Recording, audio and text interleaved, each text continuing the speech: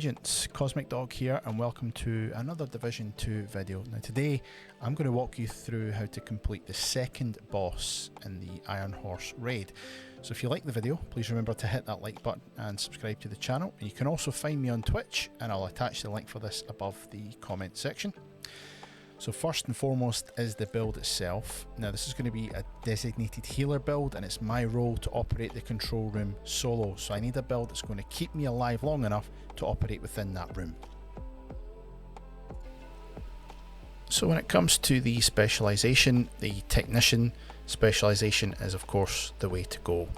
Other than the fact that it really gives you that passive option available where it will actually boost your skills, as well as the mod that you can have with your hive, and of course the additional 10% healing on any of your skills.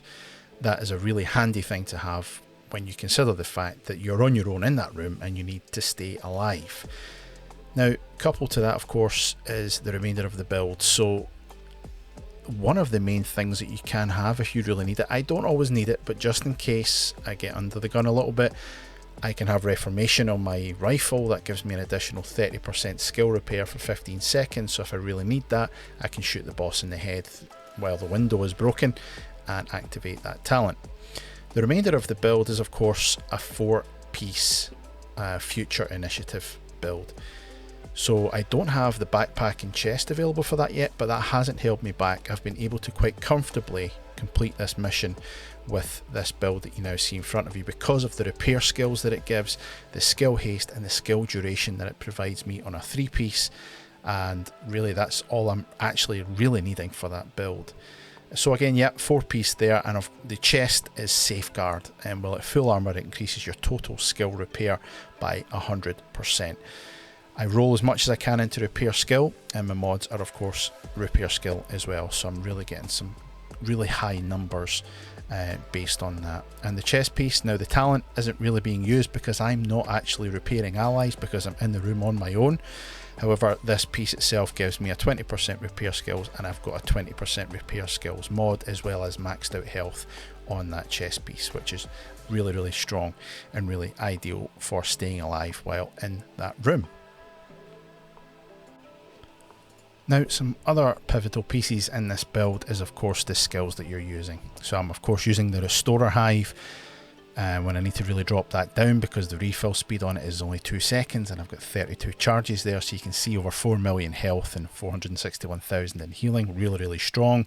And the Fixer Drone itself is another key piece of this build, because that will follow you around. Since the recent update, it's actually been a little bit quicker, so it actually gets the heal onto you a lot faster than it did before, which is really important when you're running between the screen and the door functions and the valves at the back. So another key piece for me there. We're now going to walk through the mission in real time as my clan and I did it the other evening. So the first tip is to make sure you know how much water pressure you have at A, at B and at C. This would be really handy to know because you need to get that water pressure between 80 and 85% before you provide the water to the pump so that your teammate can cool down the molten steel. So to start the mission, I'm letting my colleague Knight in at door B. That allows him to read me the first code. Now you're going to want to get 3 codes from him before you let him back out of the room, so that's why it's important that Knight has a strong tank and has a protection build for when he goes into that main room. He provides me with the first code. I then read that down to the guys that are working the boxes on the main floor, and that then gets the mission started. So there you go, there are Pfizers coming into the room, and that gets the mission going. So then ads start to come out of the room at various locations, and the team are taking them down. So Knight's job is to give me 3 codes in total for the first run. So he's about to provide me with the second code. I would then relay that to the guys outside. They would then shoot the box, and that would then give me my first 25 in the Crucible itself, which you'll see in a little second once that comes up. I'm then looking for another code from Knight, and that essentially takes the Crucible to 50. And that's when I let him out of the room, because at that point that gets the mission going, and then I want Pfizer to start breaking the glass that locks me into the room itself. So we'll let this play through a little bit, and we'll get a chance to see how that all works.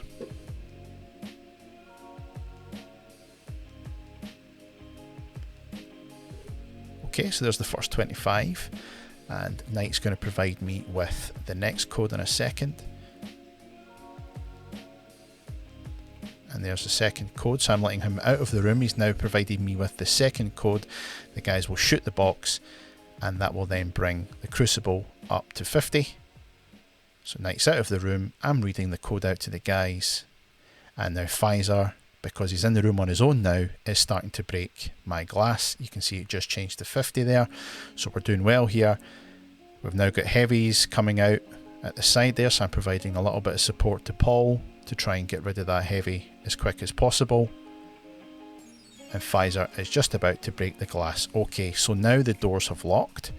I then activate my healer drone, and you can see that at this point the temperature is only 60, 66, 68 degrees, so my drone really isn't having to do too much work. So I'm not putting down the hives at this point because they just aren't needed. So the crucible's at 50%. The sirens are going off, so that's telling me that the missiles now need to be shot. So I let my colleague Rustic in at C, he shoots the first missile, and then at A, Quelch shoots the second missile. That takes care of the missile phase. I am then preparing to let Knight back into the room to give me another code. Now I only have to hold the door open for him. I don't need to let him go into the room. I just need him to have a quick peek, give me the next code, and back out he goes to kill some ads and heal off as much as possible. I then check the screen. That then gives me the next code. I read that out to the team, and ideally we need to get that crucible to 75 at this point. Now the room's starting to heat up, but you can see that the Vanguard heals that I'm getting from my tank are really helping. My healer drone is doing the business. So at this point I haven't had to use my rifle or my drones, or my hive to keep me alive at this point. I'm not having to do any of that because the healer drone is doing everything that it needs to do. So really comfortable at this phase, no pressure, and the room is at maximum temperature right now, 248 degrees Fahrenheit. You can see I'm starting to burn, but my drone and the heals that I'm getting from the Vanguard are helping. So now I'm letting Knight back into the room for one more look, and that then gives me the chance to move the crucible up to 100. So I'll go over, head over, read the code, read that out to the team. They then shoot the box, and that then should give me 100 on the crucible, and that's it ready to start the process of moving forward. There we go, 100 on the crucible. Need to wait a few seconds and then I can start the process of moving that. Now shortly we're going to have his white mechanic, and then he'll need another rocket phase, but while I'm moving the crucible, I'm letting my colleagues at Seaside know that I need some weak point damage to get the crucible moving. So you can see they're all hanging about there at C area, and they're shooting the weak point, as you can see. So they get that weak point down.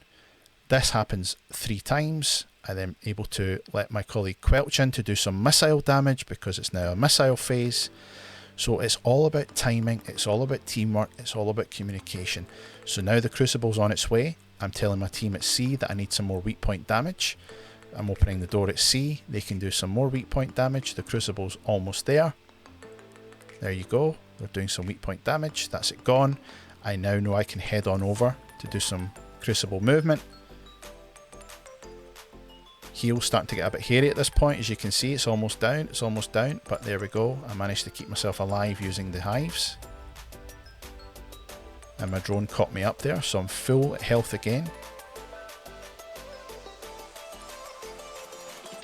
And then my colleagues are shooting the final weak point. That's the 3rd weak point that they're shooting. So I'm opening and holding door C open for them. And I'm moving crucible across now to just above the tank. And now I can pour it across the tank. Okay, so there it goes, it's now pouring onto the tank. The whole time I'm healing, keeping a close eye on what my heals are doing. I'm communicating with my team at all times what's going on, and I'm telling them now that I'm about to let Knight in at door C to start the water pump process, so I need them to get ready.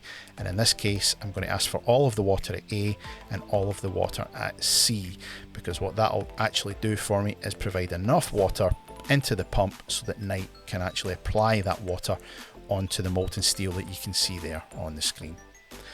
So I'm just making sure that I've got enough time to get my heals right. I can see that my healer drone is about to kick out, so I'm going to let that happen. We'll have a rocket phase, as you can see now. I've got a rocket phase coming now, so I'm letting the guys in at Seaside to fire the first rocket. There you go.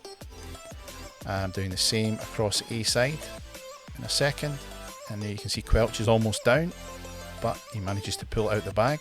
It's a proper legend. There you go, opening A, and he gets the rocket away. So that's the final rocket phase done, so now I don't need to worry anymore. I've got 10 seconds cooldown on my hive, on my striker drone, on my drone, sorry, healer drone. So I'm letting that just cool off. I'll get that going again. Knight's ready at C door, you can see him there, and they're letting him in, and I'm telling the rest of the team, right, give me all the water you have at A and C, and you'll see that the water pressure is up there at 74, 72, it's at 70, 86, excellent, there we go, water pressure provided. Knight can now pour the water at this stage onto the molten steel, and that will cool it off. Now Knight gets instantly hit, but he manages to get the water off in time, which, as you can see there, it cools it all off, so he managed it perfectly, good timing to get that done. So now that we have that, we've got the molten steel finished, it's time to kill the boss. I'm letting Knight back out of the room because he's got his reviver hive on, and I'm telling everybody else except for the guys on the top floor, they have to stay where they are because the power needs to remain into the room at all times. So here we go, I'm opening door B, and I'm holding it open for the team so that they can do as much damage to the boss as possible. And then you can see that they're starting to do their damage to the boss. The whole time I'm keeping a close eye on my heals. I've closed the door a little bit because I'm aware that the whole team aren't at B yet. So I close the door, I make sure my heals are all good, and then I reopen the door, and that allows them to finish off the weak point damage on the boss. And there you have it, that's the damage happening now. So remember, keep your two guys on the outside of the room at the control point because the ads will still try to kill that box. I'm holding the B door open at all times. The guys are not going into the room, they're simply sitting at door B and shooting from that door. So you can see that they're managing to get his health down or his armor off at this stage. I'm on quite a lot of fire, but my heals are doing the business. Again, I don't have the chest and I don't have the backpack of that build, but I don't need it. I don't need it because the health that I'm getting from my skills is so powerful that I'm having no issues keeping myself alive during this point. And there we go, the armor's gone, and then the boss is held. His health is just deteriorating now from the DPS damage that we're doing, and the boss is down. There we go, that's the end of that part. I'm just keeping myself alive at this stage, and all that remains is to head out of the room, get out of the hot area because the doors are now open, provide my guys with some heals if they need it to clear out the rest of the ads, and that is how it's done. So there you have it, folks, a very simple way to beat the second boss on the raid. I hope you enjoyed the video, and until next time, take care and be safe.